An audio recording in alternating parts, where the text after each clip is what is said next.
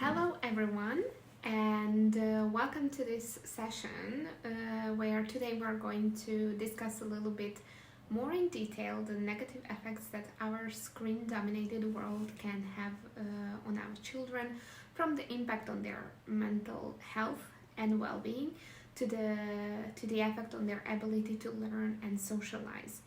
So, let's bring the attention to the fact that childhood has changed dramatically over the years, and in today's world, it can be difficult to find a balance between screen time and other activities. However, by understanding the impact that the screens can have on our children, we as parents or teachers can take steps to limit their use and ensure that they are not negatively impacted by them.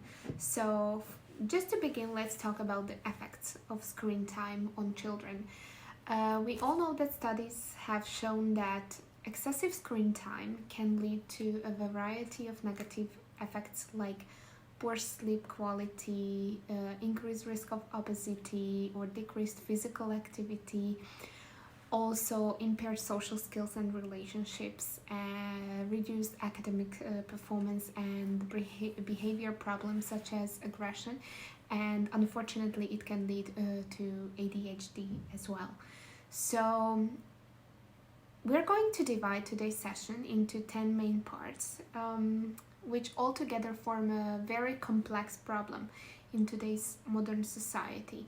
We're going to talk about food, outdoor play, sleep and bedtime routine, communication, the importance of the family, moreover about people in children's life, the society, the electronic devices, the manners, and last but not least, detoxifying childhood. So the first thing to mention is food and the importance of healthy food choices for children's physical and mental development. Our brains crave foods that contain important nutrients for growth and learning, but many readily available foods today are very high in fat, sugar, and other unhealthy ingredients. As parents and educators, it can be challenging to ensure that children are eating healthy foods when junk food is everywhere, even in schools. However, making healthy food choices is crucial for children's brain development and their behavior as well. So, for example, the key nutrients like omega-3 fatty acids or vitamins and minerals, which are vital for brain development, are crucial. So, by prioritizing healthy food choices and resisting the marketing tactics of the food industry, we can help children grow, learn, and thrive. So, really, the saying what we eat matters, and that healthy food choices have long term benefits for children's health and well being is very true. So, as parents and educators, it's our responsibility to make positive changes to children's diets and ensure that they have access to healthy food options. Moreover, not just food is a fact that influences children's life, but also outdoor play and how it impacts children's healthy development. So today, children spend less time playing outdoors and more time in front of screens, which can have a really negative consequence for their physical and mental well-being. So outdoor play helps children develop their motor skills, coordination, and as well as social skills such as communication, teamwork, and for example conflict resolution. So it also provides opportunities for children to explore and connect with the natural world, which has numerous benefits for their mental and emotional health. But many children today have limited access to outdoor play due to factors like busy schedules, overscheduled activities, and also safety concerns. So the rise of screen time and this sedentary behavior has contributed to a decline of physical activity among children. And it is important to create opportunities for children to play and be active outdoors, whether it's through structured activities or just free play. So parents and educators can work together to ensure that children have access to safe and engaging outdoor spaces where they can explore, learn, and have fun. So let's keep in mind that outdoor play and physical activity are crucial for children's physical and mental development. So if we provide children with opportunities to play and be active outdoors, we can help them develop important skills and habits that will benefit them throughout their lives. Another important factor is the sleep schedule and the sleep bedtime routine, let's say. So sleep is essential for children's physical and mental development as well as their academic success, let's say, but many children today are not getting enough sleep. Several factors can contribute to sleep problems in children, including busy schedules, overstimulation from screens and technology, and the lack of routines and structure around bedtime, which would be crucial to have. So it's crucial setting and sticking to regular bedtime routines, which can help children fall asleep faster and stay asleep longer. The impact of screens and technology on children's sleep is something that can interfere with the body's natural sleep rhythm and make it harder for children, for example, to fall asleep. So how we can promote healthy sleep habits? It could be recommended that limiting screen time in the hours leading up to bedtime. So there is so we really limited the time children spend in front of the television, the iPads or the phones, for example, watching cartoons. It's better not to provide them this stuff before sleeping. So we really let them to relax before bedtime. So if they are relaxed, they can fall asleep sooner, and they can have a more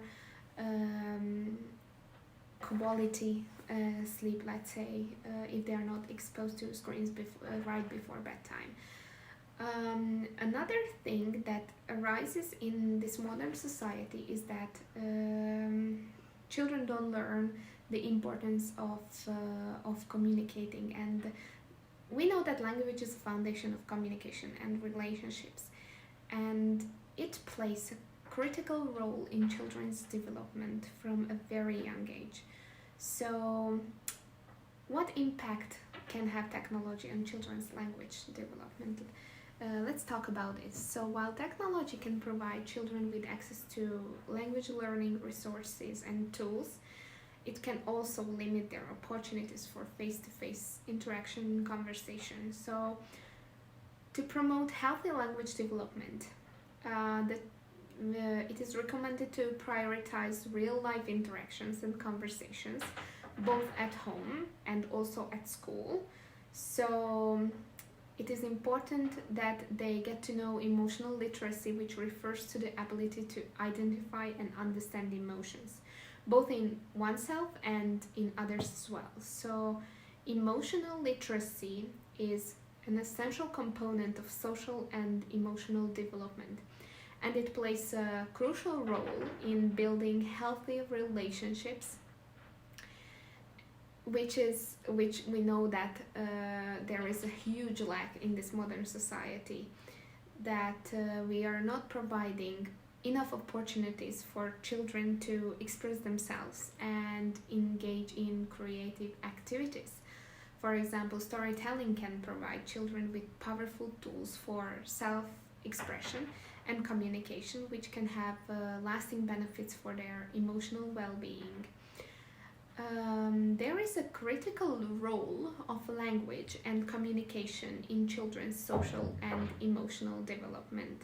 So, by prioritizing real life interactions, promoting emotional literacy, and providing opportunities for self expression, parents and educators can help children develop the skills they need to thrive in. So, relationships and in life.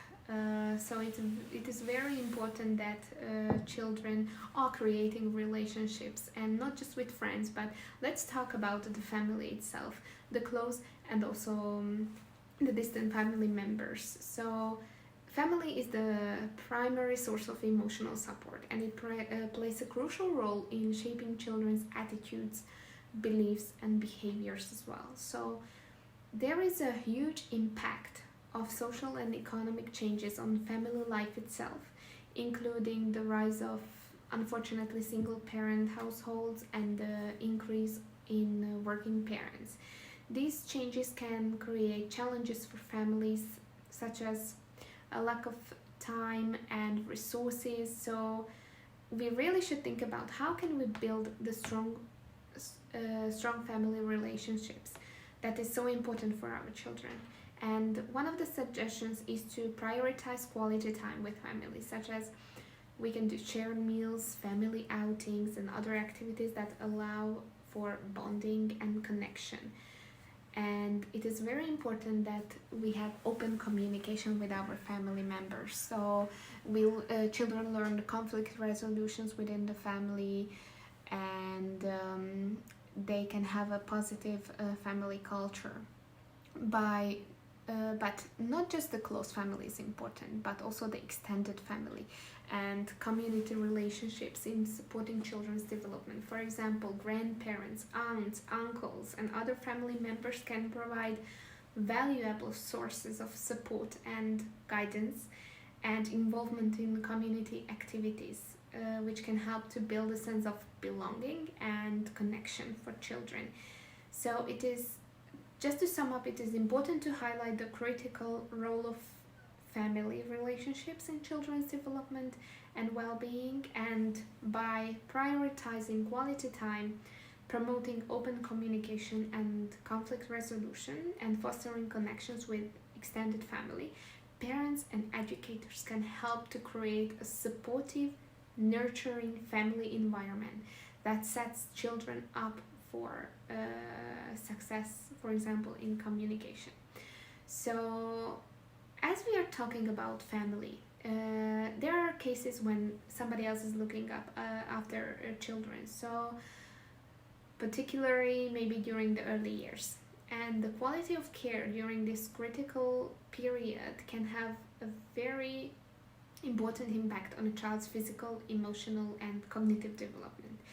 So there are various types of care options available for children, we all know that, including parental care, informal care by family and friends, and formal care in settings like nurseries and childminders. So it is crucial to highlight that quality care is essential, and that children who receive inadequate or negative care can suffer a very long-term harm. So we should aim to provide warm, responsive care that promotes emotional security and positive attachment. So some practical tips that we can give to parents and educators is to ensure that children receive the best possible care by being mindful, creating positive attachment relationships, and fostering open communication with their caregivers. When we are talking about these early years, these are the best days of children's lives.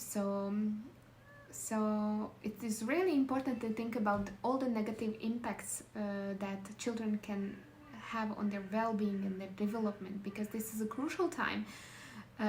We have to think about the holistic development of children, including their social, emotional, physical well-being, in addition to their academic progress as well. So there should be a more child-centered approach to education where students' needs and interests are at forefront of teaching and learning, and the impact of technological advancements on education and the potential negative consequences of excessive screen time for children's development is huge. So it is necessary to offer at this point some practical suggestions for parents and teachers to support children's development and well-being in and out of the classroom. So the most important is physical activity, creative expression, as well as building positive relationships with students and providing a supportive learning environment that takes the holistic development of the child into the picture. So it is necessary that we start looking at children with a holistic approach that values children's well-being and development, not just at their academic progress, for example, at school. So by focusing on physical activity, creative expression, and building positive relationships with students, parents and teachers can support the healthy development of children both in and out of the classroom. And not just the school has an impact on children, but also the area we live in. So increased mobility and shift towards individualism and reduced community spirit, social isolation and rising crime rates all affect children's ability to form social connections and feel a sense of belonging within their communities. So social interaction is important for children's social, emotional, and cognitive development as well, and that a lack of social connections can have a negative impact on their overall well-being. So the growth of technology has had a significant impact on children's social lives, particularly with the increasing use of social media, for example. So while these technologies offer a platform for children to connect and communicate, let's say connect and communicate with others, there are also concerns about cyberbullying, exposure to inappropriate content, and the impact of technology on children's ability to engage in face-to-face communication, which is like a huge problem nowadays. So communities should work together to create safe and supportive environment where children can play, learn, and connect with others. For example, let's say families and communities can work together to create such environments, such as organizing social events, building community gardens, for example, and creating safe places for children to play, to spend time outside or even inside where children can meet. So it is very important to build social connections and create supportive environment for children to grow up in, because we can say that children are growing up in an electronic village, unfortunately. So they are surrounded by screens and devices like smartphones, tablets, computers, video games. So while technology can have some benefits for children, such as like improving access to information and helping to develop certain skills, but mostly it is harmful because it is used mainly excessively or inappropriately. So some researchers suggest that too much screen time can have negative effects on children's physical health, mental well-being, and of course academic performance. So children who spend too much time on screens may be at risk for obesity, poor sleep and behavior problems, and even ADHD, attention and hyperactivity disorder. So additionally, excessive screen time can impact the development of social skills, creativity, problem-solving abilities. So really, as parents and educators, it is important to establish healthy habits around screen time. So setting up limits on the amount of time children spend on screens, monitoring the content they are accessing, and modeling healthy screens habits by ourselves. So not just always the limitation, but also provide children with opportunities for active play, social interaction, and creative expression to balance out their use of technology. So while technology can be useful for adults, it is important to be aware of its potential negative effects on children's development and to take steps to ensure that children are using it in an appropriate way. So we know that manners make the man. So the importance of teaching children good manners and social skills is crucial. And as a society, we have become increasingly casual in our communication and interaction, leading to a decline in good manners and respectful behavior. So it's crucial for children to learn good manners and social skills because it helps them to navigate social situations and develop positive relationships with others. So this is especially important in the digital age where much of our communications happen online, making it easy for children to forget the importance of face-to-face communication and interaction. So parents and teachers, we can encourage good manners in children by modeling behavior ourselves, setting clear expectations, providing positive reinforcement for polite and respectful behavior, and additionally stressing the importance of teaching them emotional intelligence, which can help them understand the way they feel and the perspectives of others.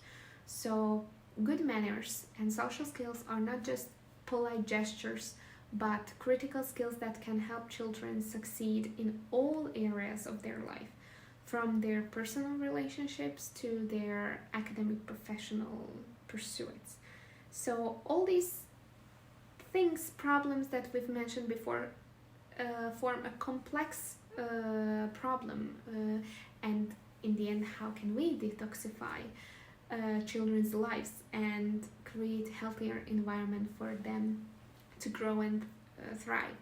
So modern childhood has become toxic due to a number of factors, including the proliferation of screens, the loss of outdoor play, the breakdown of community and family. And to detoxify childhood, it is recommended that parents and educators prioritize human connections, nature, and free play. This means that limiting screen time, encouraging outdoor play and exploration, and creating a sense of community and connection with others. So parents and educators should take a critical look at the educational system, which often prioritizes testing and results over the well-being of children, and to find a much more holistic approach to education where one takes into account the whole child and their unique needs and interests. So believe me, childhood can be detoxified by prioritizing the things that truly matter: human connections, nature, free play. By doing so, we can create a healthier and more nurturing environment for our children to grow up in. So for the end of this session, I wanted to give you 10 steps. How can you, as a parent or a teacher, detoxify your child's life? So number 1 is to limit screen time and encourage outdoor play, to promote physical activity and creative thinking. Number 2, you have to provide a healthy, balanced diet with plenty of fruits, vegetables, whole grains, and by avoiding processed and sugary foods. So number 3 is to make sure children get enough sleep and they establish a regular bedtime routine. Number 4 is to encourage face-to-face communication and active listening to help children develop social skills and, very important, emotional intelligence. You as a parent, number 5, you have to model good behavior and set clear boundaries for respectful and responsible conduct. Number 6 is to limit exposure to advertising and consumer culture to avoid this materialism and unhealthy body images. Number 7 is to provide a stable and nurturing family environment which promotes emotional well-being and resilience. Number 8 is to prioritize creativity, hands-on learning over this excessive academic pressure. Number 9 is to encourage physical touch like hugs, affection to help children feel secure and loved. This is very important. And the last is to foster a love of, for example, reading and learning by reading with children, creating language-rich environment and providing engaging educational experiences, because all these things, if we just take a little step